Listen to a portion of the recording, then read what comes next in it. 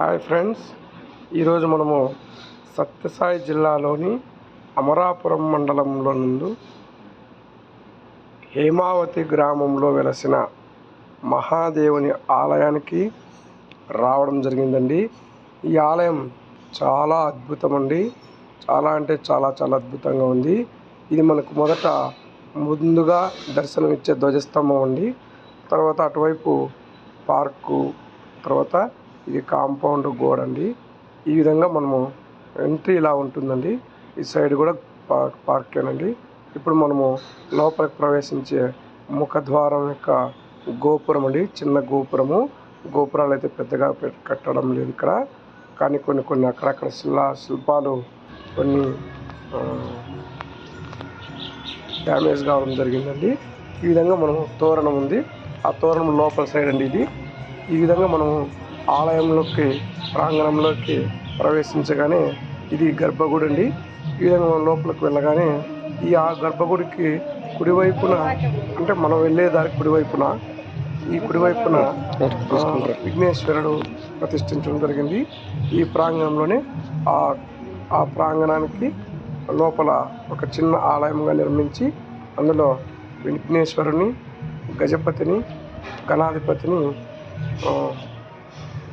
ఏకదంతుని, వక్రతుండ మహాకాయ భక్తుని ప్రతిష్ఠించడం జరిగిందండి.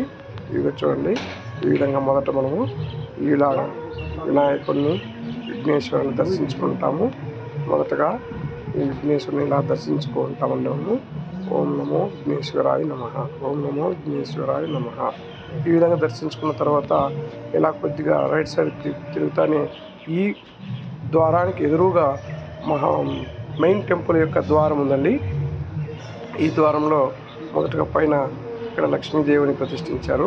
ఈ ద్వారానికి పైవైపున ఇలా లోపలికి మనము ప్రవేశించగానే లోపలికి అలా వెళ్తే అక్కడ మనకు మహాదేవుడు అద్భుతంగా, చాలా అంటే చాలా అద్భుతంగా లింగం, మనం ప్రతి దేవాలయంలోనూ ప్రతి శివాలయానికి వెళ్ళినప్పుడు అక్కడ లింగరూప దర్శనం కలిగిస్తారండి. కానీ ఇక్కడ అద్భుతమైన విషయం ఏమిటంటే స్వామివారు మనకి నిజరూప దర్శనంలో దర్శనమిస్తాడండి. ఇది చాలా అద్భుతం అండి. దాదాపుగా చాలా రేరుగా, అద్భుతంగా, చాలా అరుదుగా కనబడే శివుని విగ్రహం అండి. మహాదేవుని విగ్రహం దర్శించుకున్నాము. అటు తర్వాత అలాగే మనము వెలుపలికి వస్తామండి. ఇలా వెలుపలికి వచ్చి ఇప్పుడు మనము కుడి చేతి వైపు అలా తిరగగానే ఇక్కడ ఒక ద్వారం ఉందండి. ఆ ద్వారానికి ఎదురుగా, అది ఇక్కడ చూడండి, ఆ ద్వారానికి ఎదురుగా వీరభద్రేశ్వర స్వామిని ప్రతిష్ఠించడం జరిగిందండి. ఇక్కడ మనము వీరభద్ర స్వామిని దర్శనం చేసుకుంటాము. ఇలా ఇలా స్వామివారి దర్శనం, ఓం నమో వీరభద్రేశ్వరాయ నమః. ఇలా మనము స్వామిని దర్శించుకున్న తర్వాత ఈ టెంపుల్ ప్రాంగణం చూడండి, చాలా అద్భుతంగా ఉందండి. ఇక్కడ మంచి శిల్పాలతో స్వామివారిని ప్రతిష్ఠించడం జరిగింది. ఇక్కడ ఇది ఆలయము ప్రాంగణంలో వెనుక వైపు అండి. ఇదంతా చూడండి ఎంత అద్భుతంగా ఉందో టెంపుల్. ప్రశాంతంగా, మనస్ఫూర్తిగా, మనశ్శాంతిగా ఇక్కడ మనము సేవించవచ్చు. మనకు ప్రశాంతత రావాలంటే ఇలాంటి ఆలయాలకు అప్పుడప్పుడు మనం వెళ్ళాలండి. చూడండి ఎంత అద్భుతంగా ఉందో, చాలా అద్భుతంగా ఉందండి. మనకు ముఖ్యమైన ఏమంటే ఇక్కడ శ్రీ ఎంజేరు సిద్ధేశ్వర స్వామిగా స్వామివారిని పిలుస్తారండి. ఎంజేరు సిద్ధేశ్వర స్వామి. ఇదంతా మెయిన్ టెంపుల్ యొక్క ప్రాంగణం అండి. ఇప్పుడు మనం అలా బయటకు వెళ్ళచ్చు.